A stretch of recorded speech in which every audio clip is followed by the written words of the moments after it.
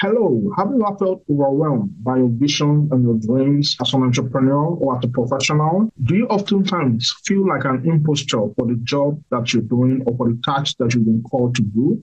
Well, I'm going to show you how to go from being a chump to being a champ in your creative space.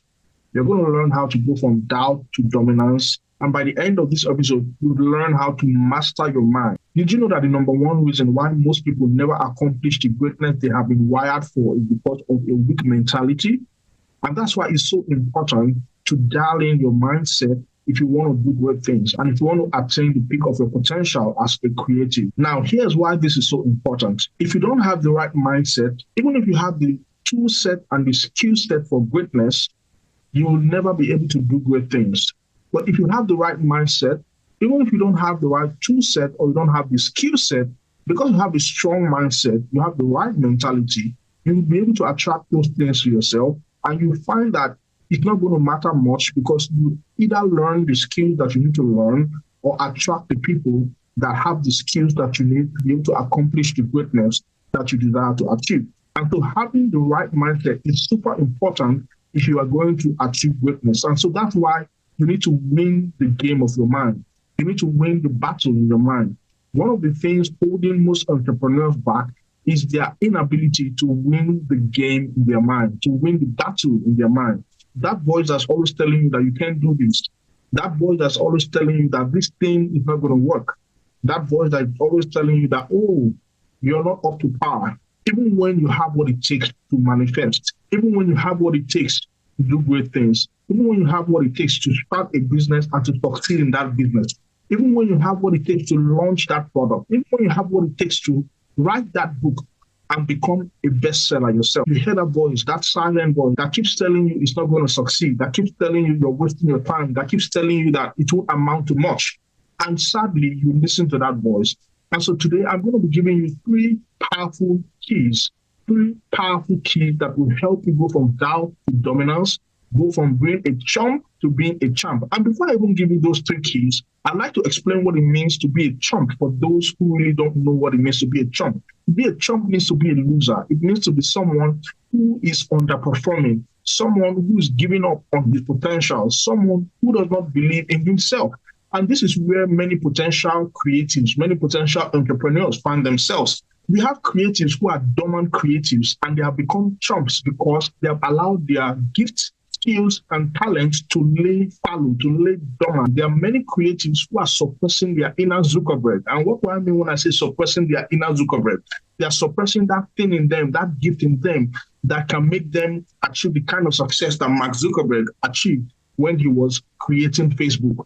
They're suppressing their inner Jeff Bezos. And what do I mean by that? They're suppressing that thing, that seed of greatness in them that can also accomplish good things like Jeff Bezos did with Amazon. They are suppressing their inner Elon Musk. And if that is you, I believe that listening to me today is going to change the trajectory of your life. Now I'm going to go into the three powerful key points that will help you win the game of your mind, that will help you master your mind, that will help you go from doubt to dominance in your own creative space. It doesn't matter where you find yourself. It doesn't matter the industry or the geography or the kind of skill set or the kind of calling that you have been cut out for. The principles are the same. And I'm going to be sharing these 3 points with you by gleaning some principles from the story of Gideon in the Bible. Now, if you're listening to me and you've never heard about the story of Gideon, not to worry, I'm going to read some of these verses to you. And I'm going to explain why the story of Gideon is really fundamental to these 3 powerful keys that can help you go from doubt to dominance. Now, who is Gideon in the Bible? Gideon was a judge, and that's why the story of Gideon was written in the book of Judges. And in Gideon's time, the children of Israel were in bondage. Now, here's what the Bible says in the book of Judges 6. It says, "And the hand of Midian prevailed against Israel, and because of the Midianites, the children of Israel made them the dens which are in the mountains and caves and strongholds. And so it was, when Israel had sown, that the Midianites came up, and the Amalekites and the children of the east, even they came up against them, and they encamped against them, and destroyed the increase of the earth, till thou come unto Gaza, and left no substance or sustenance for Israel, neither sheep nor ox nor ass, for they came up with their cattle and their tents, and they came as grasshoppers for multitude. For both they and their camels were without numbers, and they entered into the land to destroy it. And Israel was greatly impoverished because of the Midianites. And the children of Israel cried unto the Lord. So the children of Israel were in literal bondage. They couldn't even plant crops and harvest their crops. Their animals were not safe. Their businesses were not safe. They were in bondage in every sense of the word. That was a very huge problem, and they had to cry to God. And what did God do? God sent a man. God sent Gideon. Now, you're listening to me today, and there are people wailing and weeping and crying and shedding tears because of the kind of problem they are going through. And you are the solution to that problem. You are the painkiller to the pain that they are going through, but you're still hiding in your father's house. You're still hiding in your mother's house. Today is that day where you go from doubt to dominance. Today is that day where you go from being a chump to being a champ by winning the game of your mind, by winning the battles of your mind, by mastering your mind. And this was where Gideon found himself. In fact, the Bible records that when the angel appeared to Gideon, he was hiding. He was in the threshing floor. He was in the winepress, and he was hiding. And then the angel appeared to him. And guess what the angel called him? The angel called him a mighty man of valor. I'm going to read it to you, and I'm going to show you these three principles. Now, before I show you the first principle that will help you go from doubt to dominance, I'm going to read a few verses for you. Now, in Judges 6, verse 11, the Bible says, "And there came an angel of the Lord and sat under an oak which was in Ophrah, and pertained unto Joab the Abiezrite. And his son Gideon threshed wheat by the winepress to hide it from the Midianites. And the angel of the Lord appeared unto him and said unto him, The Lord is with thee, thou mighty man of valor. And Gideon said unto him, O my Lord, if the Lord be with us, why then is all this befalling us? And where be all his miracles, which our fathers told us of, saying, Did not the Lord bring us up from Egypt? But now the Lord hath forsaken us, and delivered us into the hands of the Midianites. And the Lord looked upon him and said, Go in this thy might, and thou shalt save Israel from the hand of the Midianites. Have I not sent thee? And he said unto him, O my Lord, wherewith shall I save Israel? Behold, my family is poor in Manasseh, and I am the least in my father's house. Now, have you ever found yourself responding to compliments whenever someone passes you a compliment and calls you, hey, great man, and you say, oh, I'm not a great man, or you say something like, oh, you are the greater man, or you are the great man, or someone calls you, oh, which girl? And you say, oh, we are following your footsteps. Oh, we are looking up to you. We are just coming up, right? That was how Gideon responded when an angel called him a mighty man of valor. When an angel appeared unto him and commissioned him for the great mission, for the great vision, for the dream, for the potential that he was about to manifest, he talked himself down. And this is one big mistake that most creatives make that keeps them stuck like chalk in a pickup truck, that keeps them being a chump instead of being a champ. And this brings me to my first point that will help you go from doubt to dominance, go from being a chump to being a champ. You have to find your winning identity without anxiety. I think I said that too fast. You have to find your winning identity without anxiety. And I repeat it again in case you did not hear me at the back. You have to find your winning identity without anxiety. Now, Gideon had so much anxiety. He had this anxiety that he wasn't man enough. And so he kept saying, no, I'm not that person. I'm not that great man. No, I'm not the wealthy businessman. No, I'm not the entrepreneur. I don't have millions in my bank account, so I'm not a millionaire, right? In order to become a millionaire, you must have the mindset of a millionaire. If you don't have the mindset of a millionaire, even if you have $1 million in your bank account, it's only a matter of time before you lose that money, before you bore holes in your pockets through which that money will leak away, right? But if you have the mindset of a millionaire, even if you don't have the millions and the billions in your bank account yet, because you have that mindset, like a magnet, will attract onto you all that you require to have the millions in your bank account. And so your mind has what I call an electromagnetic force field that attracts onto you the things that you set that mind on, the things that you set your gaze on, the things that you believe, because your mindset is what forms the belief systems that you hold there. And so if you hold a mindset that always repels compliments, that always talks down on yourself, that always waters down good descriptions that are said concerning you, you will remain stuck. You will never be able to achieve the dominance that you could potentially achieve. You will never be able to make the million that you have potential for already. You will never be able to achieve the success that you already have the capacity to achieve. And so if you are that kind of person who has a losing mentality, a losing identity, you are not yet congruent with your winning identity. And so you automatically repel good things said about you, or you talk it down, or you water it down. You have to stop that. I was like that many years ago. Many years ago, when people pass me compliment and say, "Oh, you are a handsome boy," I'll say, not really. Even though I knew I was a handsome man, right? Even though I knew I was a handsome boy, many people would pass me compliments to call me, "Oh, you are this, you're that, you're great, you're this." And I would water it down, I would talk it down until I came to an understanding of this principle that I'm sharing with you. And so I encourage you to stop thinking and talking in that manner. Start beginning to accept compliments. If they call you great man, you say, "Yes, the great man has arrived." If they call you the wealthiest man in town, you say, "Yes, the wealthiest man in town has arrived." It doesn't matter what you have in your bank account. What matters is how you process these kinds of thoughts, wealthy thoughts. The moment you have an identity that is comfortable around success, an identity that is accustomed to the compliments of success, then you are on your way to manifesting that success.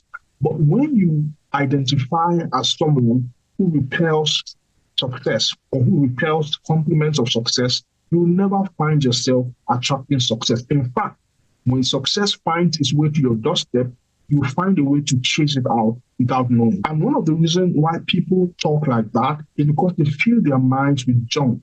They watch things and they listen to things that do not confirm or affirm their identity. They surround themselves with people who do not affirm their true identity, their winning identity. They surround themselves with people who don't even know who they are, who don't even know who they are, who don't even have a true sense of identity themselves.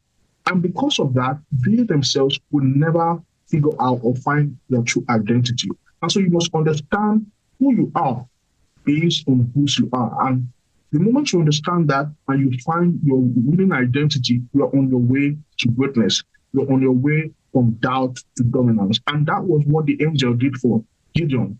That was the first thing God was trying to address when he appeared to Gideon. He wanted to change Gideon's perception of himself. He wanted to change Gideon's image of himself because God knew that nothing was going to happen for the children of Israel except the man who had been tasked with the assignment to deliver them had a true sense of his identity. And so the people who you have been called to stay with the solutions that you're going to create or that you have created, they are waiting and they are wailing, they are groaning and griping and playing, waiting for you to emerge. And you can't emerge until you have a true sense of your identity. And so that's why you have to fix that today. The next point that I have to share with you, to go from doubt to dominance, to go from being a chump to being a champ, is to follow the winning instructions without apology. Many people are stuck like chalk in a pickup truck because they are too apologetic when it comes to following the set of instructions that have been handed down to them as a template for their success. They're apologetic about the principles that have been handed down to them for their success. They're apologetic about doing the necessary things, taking the necessary actions that will guide them or that will lead them into their own place of manifestation and greatness. And because of this, they find themselves limited. They find themselves so limited that they are unable to achieve whatever it is they have the potential to achieve.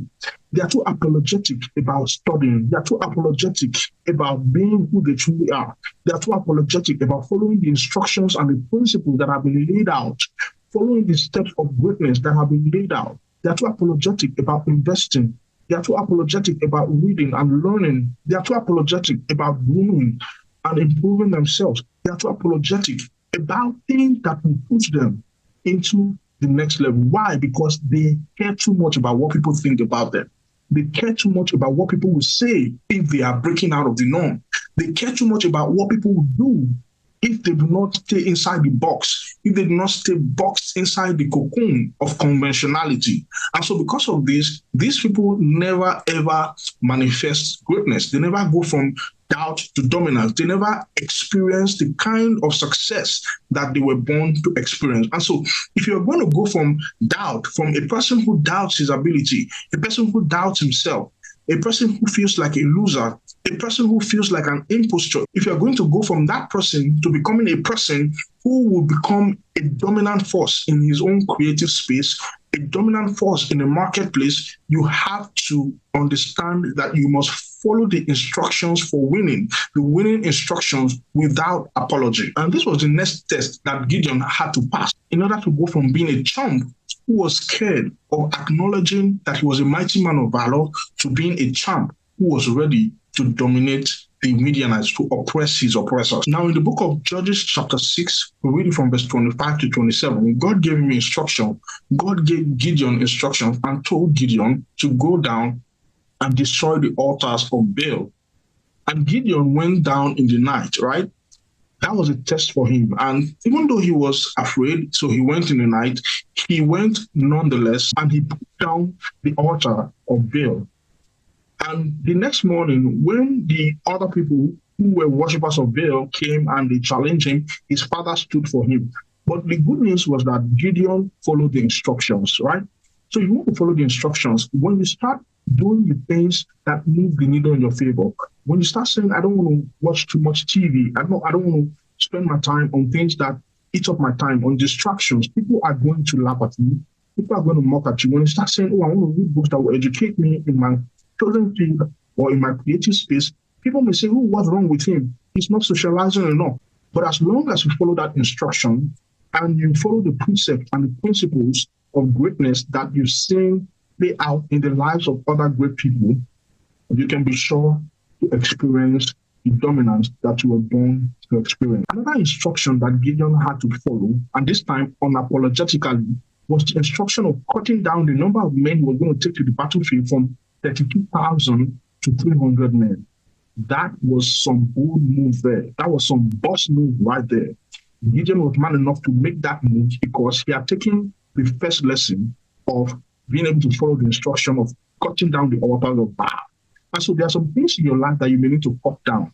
You may have to do it quietly at first, but all of those steps are necessary steps for the other instructions that await you that will require you to follow them boldly.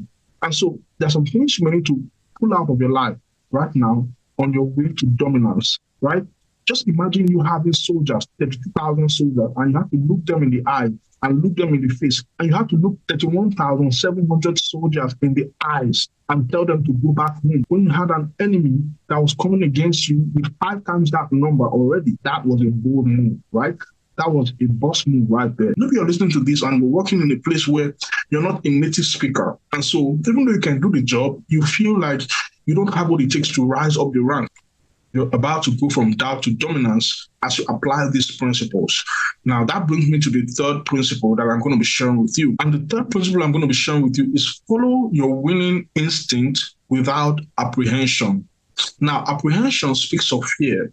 It speaks of hesitation. Many people are scared of making the move, of following their gut feeling, of following divine direction, of following their intuition, following their instincts that's supposed to guide them into their place of victory, into their place of dominance in their business, in their career. They are apprehensive about taking those steps, apprehensive about making those moves, apprehensive about putting out that marketing, apprehensive about running those ads, apprehensive about making a bold statement about who you are and what you do, apprehensive about professing your faith, apprehensive about doing what you feel called to do, even though it's against the norms, apprehensive and apprehensive and apprehensive. If you are that person, then this point is for you. And I encourage you to follow your winning instinct without apprehension. And this was where Gideon struggled a lot. Gideon needed extra persuasion before he went out for battle. But God told him, I have given you the Midianites, right? If you still doubt it or if you're afraid, you can go into the camp of the Midianites in the night and listen to what they are saying. And then you will find the confidence. And that was what Gideon did. He went into the camp of the Midianites and he heard one of the soldiers in the camp of the Midianites sharing a dream and confirming the fact that the Midianites were bread for the armies of Israel. And the moment Gideon heard that, the Bible says Gideon was strengthened And because he was strengthened, because he was emboldened, he followed his instinct. And when I say he followed his instinct, I'm going to break it down further. When Gideon went back and he told the 300 men they were going to go out to fight, the strategies he used were not strategies that God gave to him. They were strategies he came up with, right?